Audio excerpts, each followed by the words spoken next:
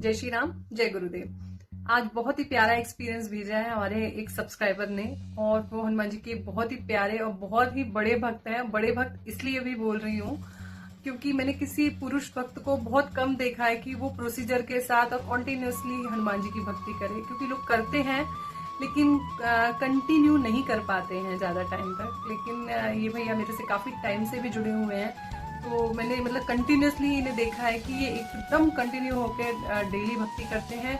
और बहुत बड़े भक्त इसलिए भी हैं क्योंकि ये सरल भक्ति करते हैं। क्योंकि सरल तो हनुमान चालीसा है, राम नाम का पाठ है, सबसे सरल है। लेकिन पता नहीं, मेरे पास भी बहुत टाइप के क्वेश्चंस आते हैं कि आप हमें बताइए, हनुमान चालीसा तो हमने कर ली, अब हमें नेक्स्ट स्टेप बताइए, अब उसके बाद फिर क्या करना, उससे बड़ा क्या करना, उससे बड़ा क्या करना।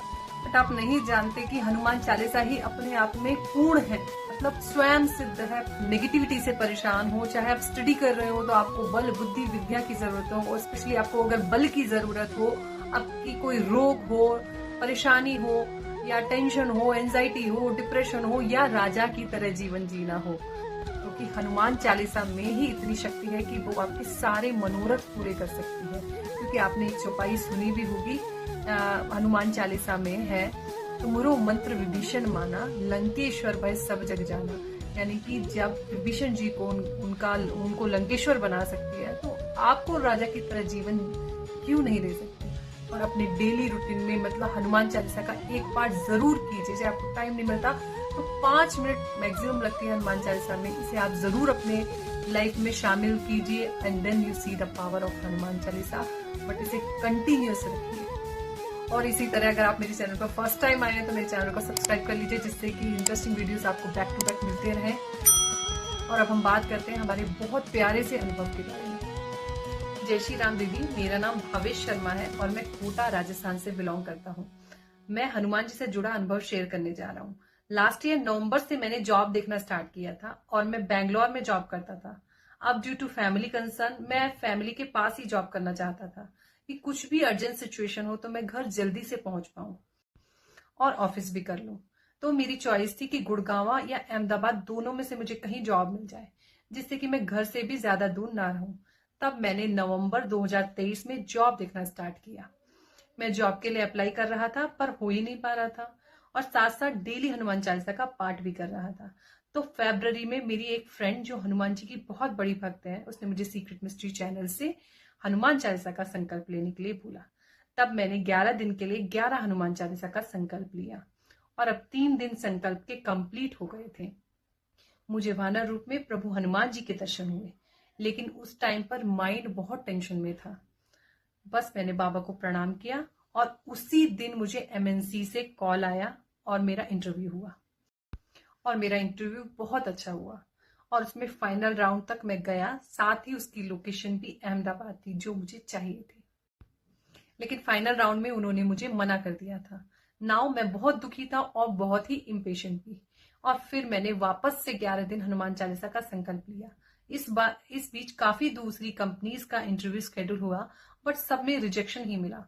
और अब इसके साथ ही मेरे साथ ये हो रहा था कि मैं जब भी ऑफिस से जाता तो मुझे रास्ते में हमेशा जीजे यानी गुजरात नंबर प्लेट की गाड़ियां ही दिखती थी, और मैंने ये सब हनुमान जी के संकेत समझे।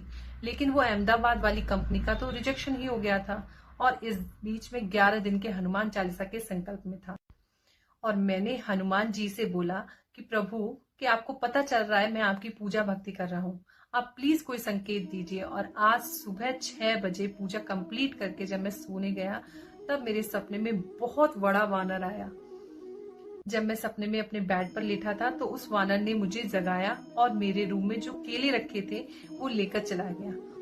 और जब वो सपने में वानर जा रहा था तो मैं उसके पीछे भागा, तो उसने मुझे मुड़कर देखा और तो मैंने बोला जय श्री राम बाबा, और उन्होंने सेम मुझे रिप्लाई करा जय श्री राम।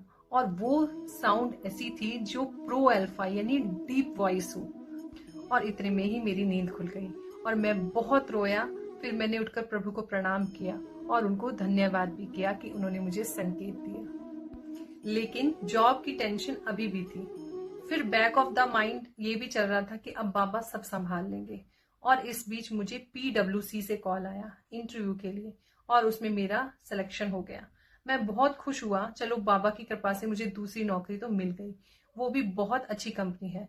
लेकिन कहीं ना कहीं मेरे मन में था कि मुझे अहमदाबाद जाना है, उसी एमएनसी कंपनी में जिसमें मेरा सिलेक्शन नहीं हो पाया। और इसी बीच मेरे फ्रेंड का इमीडिएट प्लान बना कि हम कष्टभंजन बालाजी जो अहमदाबाद में है वहां जाकर आएंगे। और कष्टभंजन बालाजी के मंदिर आने के बाद मैंने चीजों को सिंक्रनाइज किया कि कैसे मुझे गुजरात नंबर प्लेट की गाड़ियां दिख रही थी बैंगलोर में। और फिर मैंने कष्टभंजन हनुमान जी के दर्शन किए, क्योंकि हम फ्राइडे को कष्टभंजन हनुमान जी के पहुंच गए थे। तब हम रात में वहीं रुक गए और दूसरे दिन सैटरडे मॉर्निंग के दर्शन करके ही वापस जाएंगे, ऐसा सोचा। लेकिन सैटरडे को इतनी ज्यादा भीड़ होने की वजह से सुबह सुबह दर्शन नहीं हुए, तो बाहर ही बैठकर मैंने सुंदरकांड का पाठ किया और बोला कि बाबा अब आपको बुलाना है अहमदाबाद, तभी दर्शन के लिए आऊंगा। बाबा का चमत्कार इतना अनबिलीवेबल हुआ कि कोई मानेगा ही नहीं। मेरे वापस बेंगलोर पहुंचने के बाद मुझे वही कंपनी जिसके लिए मैं परेशान था, अहमदाबाद वाली, का मेल आता है and they said, Bhavesh we have one more opening, अगर आप जॉब देख रहे हैं तो इंटरव्यू वापस शेड्यूल करते हैं। I said okay. वो इंटरव्यू हुआ और बहुत अच्छा पैकेज पर मुझे अहमदाबाद में उसी कंपनी में जॉब मिल गई। वक्त भी इतना ज्यादा गूज बम्स आ रहे हैं कि प्रभु को समर्पित कर दो अपने आप को, तो उनका मैजिक चलता है। जब तक हम लोग अपना करते रहेंगे तब तक हमें कुछ नहीं मिलेगा। पूर्ण रूप से विश्वास और समर्पण की जरूरत है। बहुत प्यार करते हैं बाबा अपने भक्तों को, और इसका एग्जाम्पल हमारे शास्त्रों में भी है कि जब द्रौपदी के 5 पांडव हार गए थे और कोई उनको बचा नहीं पाया, तो द्रौपदी ने दोनों हाथ को उठाकर सरेंडर करके वक्त बोला कि द्वारकाधीश आइए और मेरी रक्षा कीजिए। तो भगवान आए। और जब बाद में द्रौपदी और भगवान कृष्ण की बात हुई और द्रौपदी बोली कि प्रभु अगर आप 1 मिनट भी लेट हो जाते तो अनर्थ हो जाता, तो भगवान बोले कि द्रौपदी, जो इंसान मुझे जिस भाव से याद करेगा मैं उसे वैसे ही मिलूंगा, और तुम्हें पता है मैं सबके मन में बैठा हूं। फिर भी तुमने बोला गोविंद द्वारकाधीश मेरी रक्षा करने आए, तो मुझे तुम्हारे मन से निकलकर द्वारका जाना पड़ा, और फिर मैं जितना जल्दी हो सके तुम्हें बचाने आया। तो इससे ये पता चलता है कि हम प्रभु को जिस भी भाव से पूजेंगे वो वैसे ही हमें दर्शन देंगे। बस पूर्ण रूप से समर्पण की जरूरत है, वो हाथ पकड़ कर लेकर चलेंगे। जय श्री राम। और बहुत ही प्यारा अनुभव है आपका, और इतना सरल भक्ति और इतनी दृढ़ भक्ति मतलब बहुत कम लोगों में देखने को मिलती है।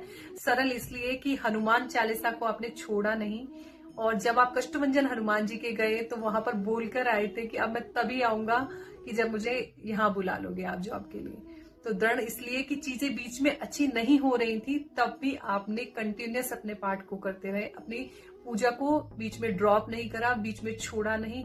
तो मतलब एकदम इतनी दृढ़ भक्ति बहुत कम लोगों में देखने के लिए मिलती है। और थैंक यू भावेश भैया इतना प्यारा अनुभव शेयर करने के लिए। और हनुमान जी की भक्ति ऐसे ही आपकी बढ़ती रहे, और बहुत सारा आशीर्वाद और आपको ब्लेसिंग्स हनुमान जी की मिलती रहे।